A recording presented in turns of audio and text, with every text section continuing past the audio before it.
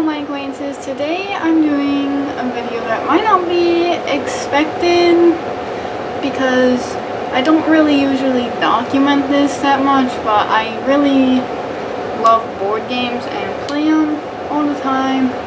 This is usually not in any of my vlogs because when I'm playing them, I'm like in the game, you know. I wanted to recommend 5 board games that I really like and most other people who I play them with really like, except that they're not really games necessarily that I often see at other people's houses. Like, these are usually the games that we make sure to bring when we go places, and then the people there are like, hey, I'm gonna buy this game now. So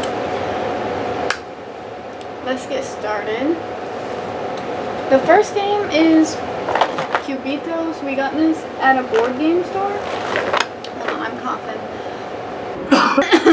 I just got it because I liked the cover of it and we wanted to try some new games, and it's actually really fun. It's kind of complicated, but I think it's pretty easy, but some people don't really, they take longer to catch on to it, where you have a little track and then you get ability dice by earning coins and stuff, which you can use to buy more dice, and then basically the objective is to get to the end of the track, but the ability dice allow you to get there faster, and it's just a really unique game. Picked it up, but it is only up to 4 players, so that's the only downside of it. But it's an upside for us because we're usually not hanging out with that many people at a time. This game, Whitson Wagers, this is actually, we got this, I think at a garage sale, sealed for $5,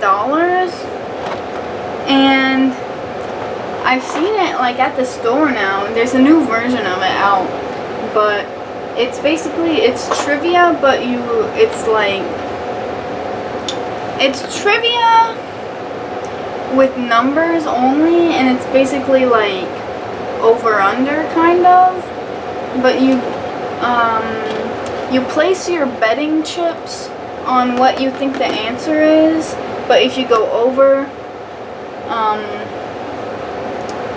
it's wrong, but so you want to get under, I mean, you still lose your chips, I think, if you get it wrong and someone has it right, but you want to get as close to the actual number as possible when you write your answer, and then everyone bets on what they think is the right answer. It's 4+ players you need for it, which I don't actually think is true. I think you can play with like 3 players, but I don't think you could play this with 2 players.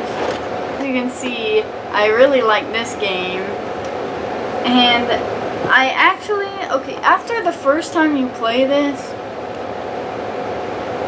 and you're not 11 anymore, it's not that fun. But when you add some alcohol if you're of age and you have like a bigger group, it's really still fun, I think, because you don't recycle the same cards as much, but it's something I really only whip out every so often. You've got a track, and you land on a color, which is either like acting it out. There's 2 that are pretty much acting it out. A rule card, which is like you have to do something for the remainder of your turn or the remainder of the game. Like categories, so everyone names something until someone is out, and then trivia, and there's there's like an amount of spaces, so if you don't do what you are supposed to on the card, or you get the question wrong or whatever, you go back 2 spaces or 3 spaces or whatever. The best friend game. This is a game that we just recently got because we just thought it would be fun with our certain group that we were playing with, which is the same group that I went to Tennessee with. If you've seen that vlog, Jacob, Max, and Cal, and me. And it's got like 200 questions, I think. And you basically, it's like the newlywed game. You're either on a team, or we've played it like this to give it a little bit more versatility, where you just go around and like one person takes a question and everybody answers it instead of just with teams, because that kind of makes the replayability a little bit harder when you're answering about the same person every time. And it comes with a marker and an eraser, which is kind of nice because most of these don't come with an eraser. But it comes with a marker, the question, the boards, and the erasers, and it comes with 6 of each. So it's up to 6 players, but if you have extra markers and an extra die eraser or like a notepad, you really can just add as many people as you want into this. I really love this game. I got this when... What the fuck spilled on this? Game when I went to get my tattoo with my sister, because I got a SpongeBob tattoo and this game was on sale, and I was like, you know what, we haven't got a board game in a while, I kind of want to get a new board game. So I got this one, and it's actually just a really solid game. It's not like quirky SpongeBob, like it's just like shoots and ladders but escalators and eels. It's just like a fun game. No concept to me, but I think there actually is a game that this is based off of. And you basically, it's a co-op game too, which I really like. You're all working together to prevent Plankton from stealing all the ingredients for the Krusty Krab, and also keeping your players from dying. So you each have abilities. And this is also only a 4-player game, but you have these different dice that each character can roll, and then you can collect other like members for your team, which are the other characters in the show. And then there's these villains that cause health damage and like other things to get stolen when you draw a Plankton card, he's either in the kitchen, in the dining room, or back at the chum bucket. And if he's in the kitchen or the dining room and you are in the kitchen or the dining room, you take damage and all your team members take damage. It's just a really solid game.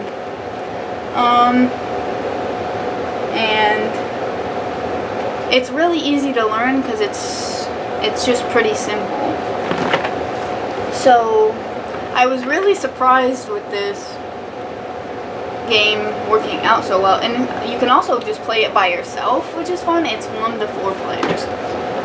So that's my top 5 that I can really strongly recommend. And now I'm going to get on to some honorable mentions that I really like, but it's not been... Well, here's my first honorable mention, actually, that everybody I've played with likes.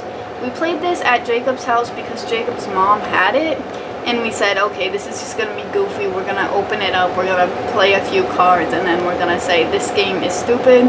But we actually ended up playing it for like 3 hours, and now I really want it, but I don't have it, that's why it's an honorable mention. It's called For the Girls. We call it Girl Game. It's just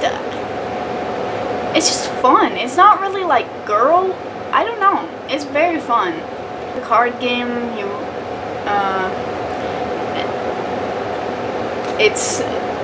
do dares, categories,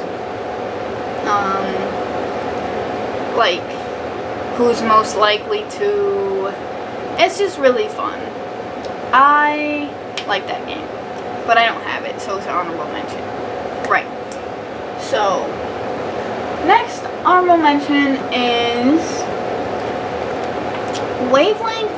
I really love this game. Cal got it for me for Hanukkah, and then I really like it, he really likes it, but the only reason it's an honorable mention is because it's kind of got mixed results when we bring it places.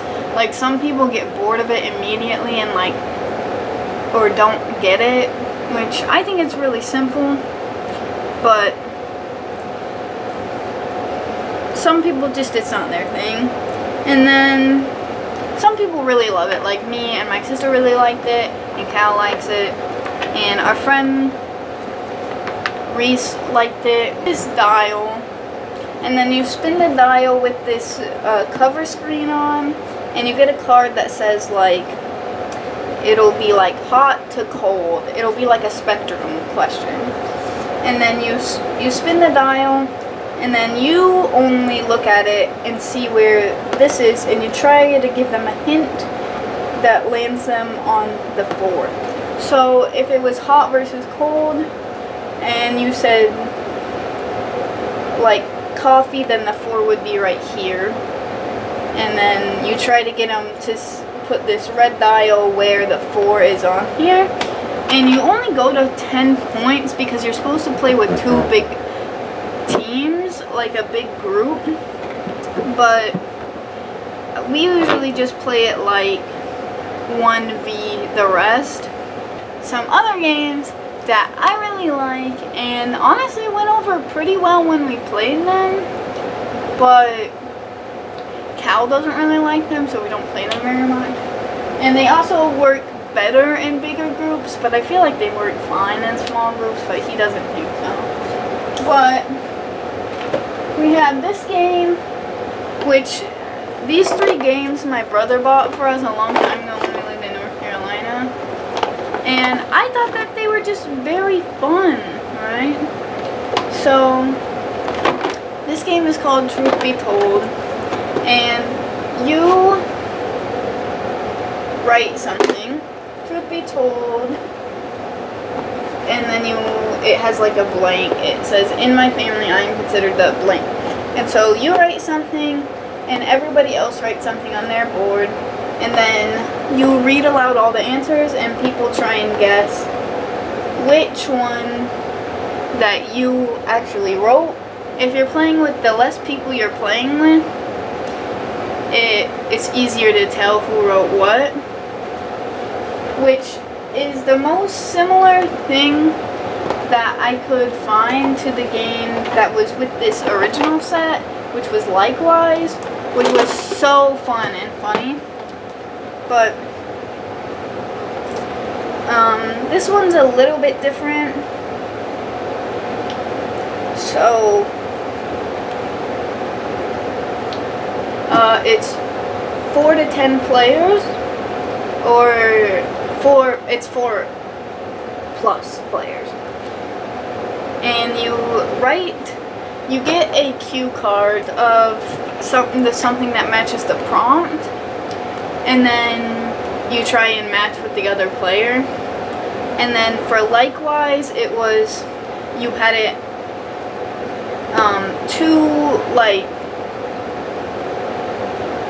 2 words, like a descriptor and a noun, an adjective and a noun, and then you would all write your answers like that. And this one, it already has the prompts written out for you.